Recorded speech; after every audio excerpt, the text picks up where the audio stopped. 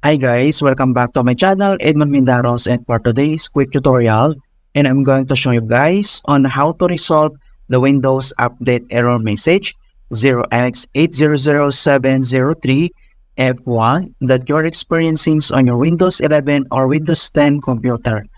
Alright, so without further ado, and let's go ahead. So ang first solution na pwede natin gawin ay dito lang sa searching bar ng ating computer, ay type mo lang dito yung services. And then click mo lang itong run as administrator. And then dito sa services local, and then select mo lang dito yung background intelligence transfer service. So dito ay kailangan mo na mag-double click and then pop up itong kanyang settings. And the next step ay dito lang sa general, and then dito sa start at type ay kailangan mo lang select dito yung automatic. Alright? So click mo lang itong automatic and then click mo lang itong okay. And then next ay kailangan mo lang select dito yung Windows Update. Alright, so scroll lang tayo at hanapin natin yung Windows Update.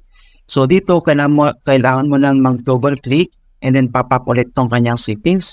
And then next step ay dito lang sa general, and then dito sa start up type ay kailangan mo lang select dito yung automatic.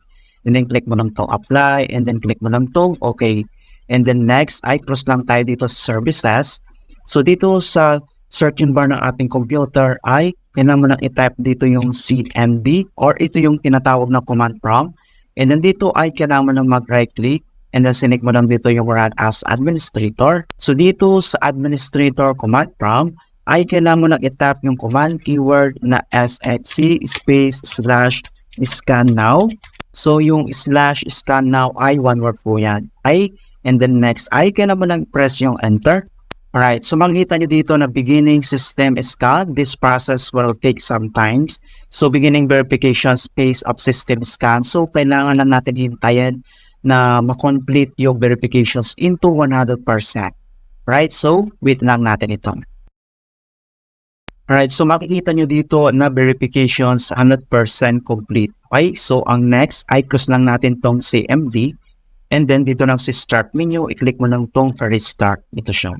Alright, so ganoon lang po kasimple kung paano natin i-fix ang Windows 11 or Windows 10 update error code 0x800703F1. Okay, so please don't forget to like this video, subscribe to my channel for more quality content. Thank you guys, and see you in my next tutorial.